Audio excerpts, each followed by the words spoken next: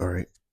First and foremost, give all praise, honor, and glory to Yahweh, Ba'ashem Yahushai, Ba'ashem Rakakwadash, the blindness of the elders and the apostles, great millstone, who rule well, and who is worthy to be counted for double honors. Peace and salutations to you brothers out there pushing this truth wholeheartedly and sincerely and for love of the gospel. It's the brother Gabar from Indiana camp, coming back at you again when I have to sit down. I'm entitled this video, The King and His Four Wives. All right. I listened to this story, I want to say probably maybe roughly 2-3 weeks ago. And it was kind of like a hand-me-down story, a story that, people tell and it's supposed to have some type of knowledge and wisdom back behind it after the story is done. So, through the spirit and power of Yahweh Shem Yahshua, I'm gonna tell the story, then I'm gonna go into it because in my opinion, it's actually a pretty good story. As soon as I heard it, it stuck with me, and it's one of those stories that, if you read, if you listen to it in the world, it's like, but being in the truth, it hits, it hits real deep, you know. Yeah, so anyways, without further ado, so the story goes as far as this. Um Once there was a king who had four wives, all right? Um and he loved each single one of them accordingly. He loved the fourth wife the most, and then he loved his third wife, and then he loved his second wife, and then he really didn't have too much love for his first wife. So the king was actually about to he was growing old, and he was actually about to die. He was on his deathbed, and his fourth wife um came to him and asked him, "Is there anything you want me to do, or is there anything you want me to is there anything you want to ask me before you pass, before you die?" And the king said yes. He said, "Listen, I don't want to die alone. Would you accompany me to the afterlife?" And the fourth wife basically said, "I don't, because I love my life. I love my life. So I can't go with you to the afterlife." So, he was heartbroken. He was grieved. So he called in his third wife and asked his third wife, he said, "Listen, I don't want to die alone. Would you accompany me to the afterlife?" And his third wife also told him the same thing, like, "Listen, I love my life too much. I'm sorry, I can't go with you. And then when you do die, I will remarry." That's what she told him. So, grieved for the second time, he called his second wife in. He called it, and he basically told her the same thing, saying, "Listen, I don't want to go to the afterlife alone. Would you accompany me?" And his second wife told him the same as the other two did, say, "Listen, I love my life even more. I'm sorry, I can't go with you, but I'll make sure, your body is in the grave. I'll make sure that, your funeral is taken care of." So him being grieved after all three of his wives rejected him, he heard from afar that his first wife said, "Listen, I'll go with you." And this is the wife he loved the least. He didn't really treat this wife, with the utmost respect as the other three. But she came and told him, she said, "Listen, I've been your first wife. I've been here since the beginning. I've been here before you had the other three. So, uh, um, so when you go over to the afterlife, I'll be there with you." And he felt remorse and he felt grieved. And he said to his first wife, he said, "I really neglected you through my life. I really should have cherished you more. I should have really looked at you more. And I really should have paid attention to you more." All right. And that's basically the end of the story. So the synonymous of the story, the meaning and the morals behind everything is that the king represents you, and the fourth wife represents your body. You see, every we our body our body is the number one thing we try to please the most. All right, or what I would say is our flesh. you know that's the things you find you doing the most. The flesh likes to what? BS. It likes to mess around, likes to have sex, likes to eat, junk food. It likes to feel good. You have this chemical in your brain called dopamine, you see, which is like a feel good chemical. All right. And your brain, once it releases a certain amount of dopamine, it's like a high that you try to get, you know. It's a drug.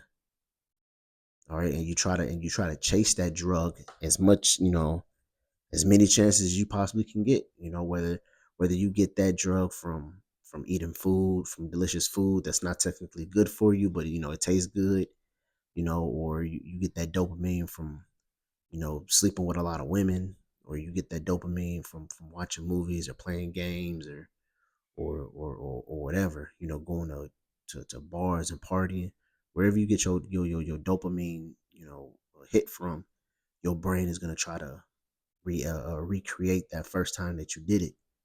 You see, so this is why the king loved his fourth wife the most. And you spend your whole entire life try to chase and please, your flesh, your body. You see, now the third wife represents your belongings, the things that you buy to ordain your body to make yourself look, beautiful and pretty. All right, whether that's your clothes, whether that's jewelry, whether that's makeup in the sight of women, whatever things that you put onto this body, you know, rings, like I mentioned jewelry, expensive clothes, expensive shoes or whatever. And those are all just basically possessions. That's why the third wife said, when you're gone, I'm going to remarry, because ultimately those possessions that you have are going to just basically get used by somebody else. See, um, when you die and you go over to the afterlife, you don't take those possessions with you. You see, you don't take your clothes, you don't take your jewelry, you don't take your car, your house, things that you probably worked your whole entire life to get. You don't take that over into the afterlife. You know, so that's why she said, "What I'm going to remarry." All right. And then the third wife that also didn't want to accompany him, that represents your family and your friends, and the relationships that you have gained over your life. That's why they said what? That's why the third wife said what? I'm gonna make sure your funeral is straight. I'm gonna make sure you get buried in the ground and everything. But they also can't come with you, because they're your friends, they're your family. They have lives to live themselves.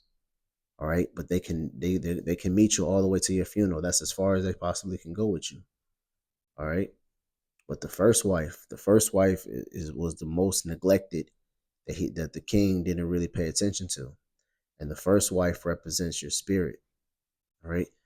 The first wife represents the soul that's with the soul that is within you. All right. The things that we tend to neglect the most. All right. When it comes to what fasting, praying, getting closer to Yahweh Ba'Shem Yahweh, that's the thing that we tend to neglect the most. All right. So when I heard the story, I was like, man, it awoke something in me. It rised in me. Like, listen, that first wife, you don't want to make that first wife feel neglected, because guess what? She was there for you from the beginning.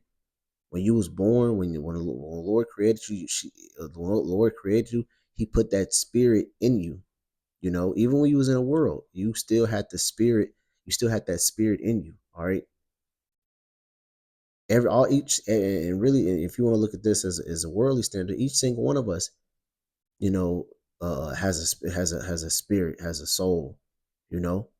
But people in the world, they tend to neglect their souls, They don't really, they don't, these people out here don't fast, pray, meditate, you know, upon Yahweh Bashem Yahushua. And if they do, they're doing it to some type of idol. So how much more us in the truth, where we're supposed to think more spiritual, we're supposed to think more wise, all right? We're supposed to dwell on the spirit, as much as possible. So the reason why I'm making this video, I know it's kind of lengthy introduction, but the reason I'm making this video is to basically listen, don't neglect the first wife. All right. Matter of fact, that's why I'm entitled this video. Don't neglect the first wife. And that first wife goes into your spirit. All right. Don't neglect spiritual things. Don't neglect your spirit. You want to feed the spirit, you know? Just as you feed your just as you feed your body and your flesh, you want to feed that spirit as well, man. The brother Kaya has a saying that there's a, I don't know if he came up with it or if he got it from somewhere else, but he said there are two wolves inside you, and the bigger one depends on how much and which one is the bigger one depends on how much you feed them, you know. And the two wolves represents your spirit and your flesh. So if your flesh is bigger than your spirit, and he's trampling over the spirit wolf, then guess what? That means you're dwelling more into the flesh than you are in the spirit. You know, the scriptures always say, "Listen, it's going to be one contrary to another." They're constantly going to be fighting. They're constantly going to be at war with one another. But you can't keep leaning on to the flesh and try to mind the things of the flesh. You see, doing videos, staying around Akim, reading, studying, watching videos, going on the highways and byways. That's all things that helps your spirit. You see, and that's what's gonna make. And that's what's gonna give us the fortitude, the mental fortitude to make it about this place. Because without the spirit, you're gonna crack like an egg. You see, the flesh is weak. You see, the scriptures even talks about that. So it's what the spirit is willing, but the flesh is weak. You see, this flesh, it will fold up under pressure. See, without Yahweh Shem Yahushua, man, we wouldn't be able to withstand the things that's coming to this place. All right. So I got a few scriptures to basically back up the little story that I heard, you know. So we're gonna start off with this. This is 1 Timothy chapter 4 and verse 14. It says, "Neglect not the gift that is in thee." It says, which was given thee by prophecy. It says, with the laying on the hands of the presbyteries. All right. So, this is Peter. This is Paul telling Timothy what? Hey, listen, don't neglect that gift that was given thee by prophecy. That gift is what? Being spiritual, being a leader, teaching, to be able to understand, to be able to understand and break down these scriptures, because that's a gift. That's a gift from your heavenly Father. So you don't want to be a guy who neglects that. You see, it says with the laying of the hands of the presbyteries. With the presbyteries, it goes into our elders. They gave us this truth. The Lord used them to give us this truth, the knowledge, the understanding, to teach us these things. So what? That we can go out and do the same thing as their steads. As they go on the highways and byways, they taught, they made videos, they made lessons for us to learn from them. Then guess what? We go out and do the same exact thing. We go out and make these lessons. So what? The people who follow us, they may learn from them. You see? So the Lord saying, hey, so Paul saying, hey, listen, don't neglect that. Let's go with the word neglect right quick. Neglect, it says to be careless of, to neglect. It says make light of, neglect, be negligent, not regard. See, just like what? That first wife. The king said, listen, I mistreated you, I neglected you, you know. He wasn't mindful of the first wife, but the other three wives, he probably made sure he was there, always there for him. He loved the first three wives, but that first wife he neglected a lot. So we got to make sure we're not neglecting our first. We got to make sure we're not neglecting our first wife. You see, we got to give her as much as attention as we do the others. All right. What did Thanos say in Endgame? He said balance as all things should be. You see. Now we're gonna struggle. It's not gonna be a perfect fight every single time, but that's where that's where the struggle, that's where the fight comes in at. You see, sometimes you have to fight. Sometimes it's not gonna be an easy, clear victory. You have to fight to stay in the spirit. You have to fight sometimes to do these lessons. But guess what? The Lord is gonna sup with you. He's gonna give you tools. He's gonna give you topics to do on, especially if you're watching videos.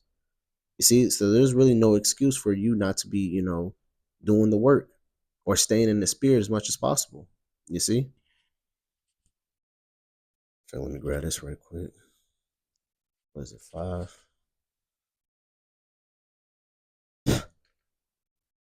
Uh, this is Galatians chapter 5 and verse 16. It says, this I say then, walk in the spirit, and ye shall not fulfill the lust of the flesh. See? So we have to be trying to walk in the spirit as much as possible, man. All right. The elder, what is this? The elder Yashawamba said, man, listen, it can be 15 minutes. It could be 15 minutes to an hour. Just try to read something, watch something, do something that's going to be beneficial to your spirit.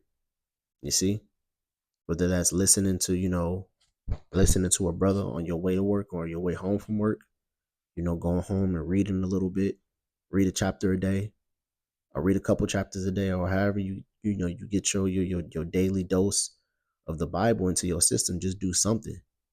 You want to do something. You just don't want to just not do anything.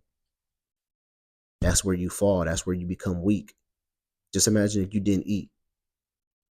Let's say you didn't eat for the day, and then you don't eat for the next 2 days. You eventually your muscles and your organs are gonna stop working because they're failing, because they're weak. They don't have no energy. All right. Um, verse 17, it says, "For the flesh lusteth against the spirit, and the spirit against the flesh, and these are contrary the one to the other, so that ye cannot do the things that ye would." It says, "But if ye be led of the spirit, ye are not under the law, but ye are not under the law." See, so what? The flesh and the spirit are constantly warring back and forth to one another. All right. And they're contrary one to another. It says, so that ye cannot do the things that ye would. Why? Because you're being led by the flesh. You see? You don't want to be led by the flesh. You want to be led by the spirit as much as possible. Because when you're led by the spirit, you tend to do more spiritual things than fleshly things. All right. You tend to think more in the spirit. And the spirit is never going to guide you wrong. You see, the spirit is going to make sure your best move, your next move is your best move. And that's what we're in, and that's what we're striving to be. All right.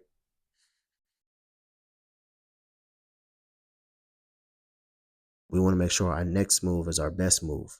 And we only can do that if we follow the spirit, because the spirit is not going to leave us astray. We can't neglect the first wife, man. We give our time, our energy to all our wives. We distribute our time, our energy to all our wives, but we shouldn't give pennies or a couple seconds to the first wife. Matter of fact, it's perfect to go right into this one. This is Proverbs chapter 5.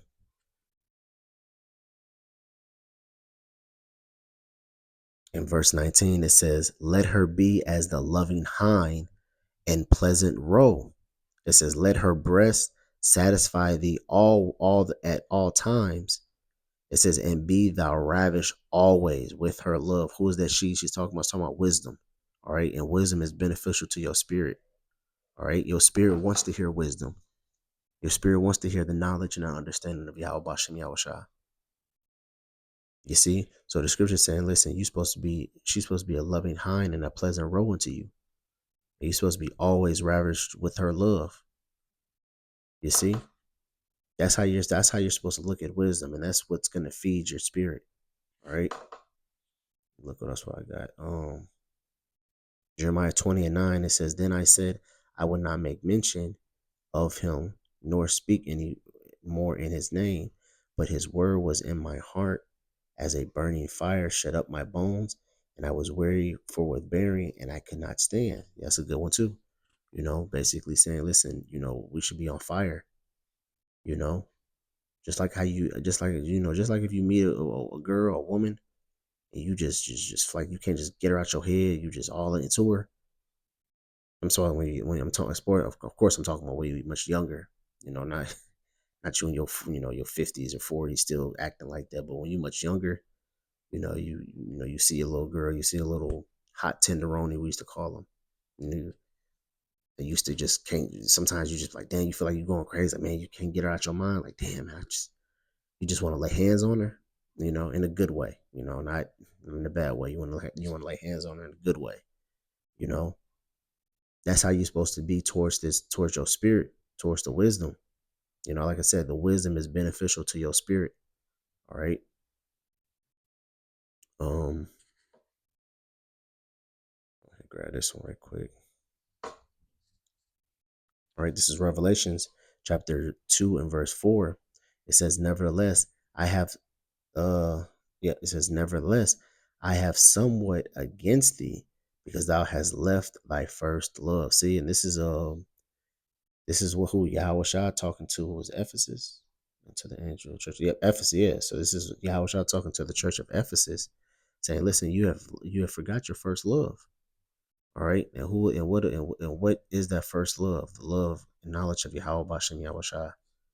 You see, when you leave off and when you forget about that, that's when you start to go astray. All right. So we got to make sure we're not neglecting our first love. We got to make sure we're not we got to make sure we remember our first love, and we're not neglecting her. We got to make sure we're keeping her, still close and nigh near to us. All right. And I'm not saying it's going to be an easy walk. Of course, it's going to be hard, But let me ask you a question. What was anything gained that was easy that you cherished? Mostly things that was hard for you, that probably took you a couple tries to get, that wasn't easy. Those things you cherish the most. But something that was easy, something that you can get is, or anybody can get, it's not really valuable like that. You see? So yeah, man, listen, it's gonna be a hard walk. It's gonna be hard sometimes. You might fall. You might, you might find yourself neglecting the spirit a little bit more on certain days. But then guess you gotta do, you gotta dust yourself off. You gotta get back up and you gotta do better the next day. Because you don't want the Lord to neglect you. You don't want the Lord to put you down and forget about you. So guess what? You can't treat his work. You can't do his word and his work like that. Like any side chick we used to call it. Us brothers in India, we used to call, man, people treating the Lord's work and the Lord's word like it's a side chick. Like somebody you just want to see every so couple hours throughout the week, and then you go back to your life and whatever. You're not supposed to treat the Lord like no side chick, man. She's supposed to be your main apple of your eye. All right. I'll get one more and end it at this. Is this Rock? Yes, Rock 4. Start from 11. I'm gonna start from this is Sirach chapter 4 and verse 11. It says, wisdom exalteth her children, and layeth hold on them that seek her. It says he that loveth her loveth life, and they that seek to her early shall be filled with joy. It says, he that hold her fast shall inherit glory. It says, and whosoever shall enter the Lord will be blessed. So I can read that over. It says, he that holdeth her fast shall inherit glory, and wheresoever she entereth, the Lord will bless. They that serve her shall minister to the Holy One, and them that love her, the Lord do loveth. See? And this is all going back to wisdom. See, it says wisdom exalted her children. All right, like I already said, man, what wisdom is beneficial to the spirit. All right. When you're reading these scriptures, when you're getting wisdom, guess what? That's all beneficial to the spirit. That's what the spirit delights in. The spirit delights in wisdom and knowledge and understanding. All right. Verse 15, it says, whoso giveth ear unto her shall judge the nations. It says, he that attendeth unto her shall dwell securely. It says, if a man commit himself unto her, he shall inherit her, and his generation shall hold her in possession. Last one, I'm going to stop right here. It says, for at first she will walk with him by crooked ways, and bring fear and dread upon him, and torment him with her discipline until she may trust his soul and try him by her laws. See, just like any other female, just like any other woman that you meet, she's not just gonna let you, you know, she's not just gonna open her legs or let you just into her. She's gonna, make sure are you valid? Are you straight? You know? So the Lord says, well, listen, this wisdom is gonna try you. It's gonna torment you by her discipline. And when you're disciplined in something, just imagine you going to the gym every single day. You spending time in the gym. Eventually, your mind or your will might break. Like, listen, I don't want to go today. I'm tired. But that discipline is what got you coming back. You know, normally discipline isn't it's not a good it's not good feeling. You know, but discipline is what's gonna keep you coming back. All right. So that wisdom is like that wisdom. It says is first she will walk with you in crooked ways and bring fear and dread upon you and torment him with her discipline. See, wisdom is gonna torment you. But what's gonna happen if you find yourself worthy? Matter of fact, I'm gonna keep going. It says, then will she return the straight way unto him and comfort him and show him her secrets. See? So if you keep enduring, if you keep going by, if you keep that discipline up, eventually this is going to be pleasant. You know, it's not going to be so much hard. It's not going to always be hard. It's going to be easy. No, not necessarily easy, but it's going to be easy sometimes. I'm going to say like that, you know? And that's when that's why one of my favorite plants is the bamboo plant, because the bamboo plant, once you plant it, it takes 5 years just to break soil. But then when it does break soil, it's the fastest growing plant in the world. I think it grows up to 6 centimeters a day, which is extremely fast. All right. Just imagine you come back in a week and it's already almost looking you eye to eye. You know, the bamboo plant, it grows extremely. For matter of fact, it was a torture method. I forgot exactly which kingdom, which time period, where basically they'll put they'll tie a person up and they'll put them on they'll put them on they'll put bamboo plants around his body, and they'll sharpen the bamboo plants. And like I said, bamboo plants, they grow, I think, 6 centimeters a day. So when the bamboo plants grow every single day, they're eventually going to pierce through his body and grow, and pierce him and go through him. It was a torture method. Like I said, I can't remember exactly who or what kingdom was it that did it.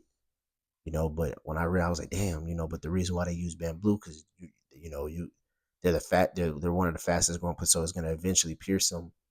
You know, within a couple of days.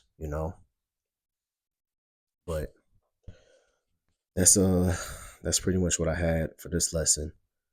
Um, yeah, man. Like I said, man, don't neglect the first wife. All right, make sure you're treating the first wife as you do your others. You know, give her time, give her energy, give her your time, give her your energy, and be happy about it.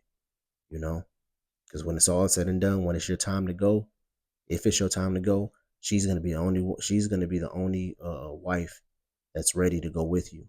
The other three is not gonna be willing to go with you.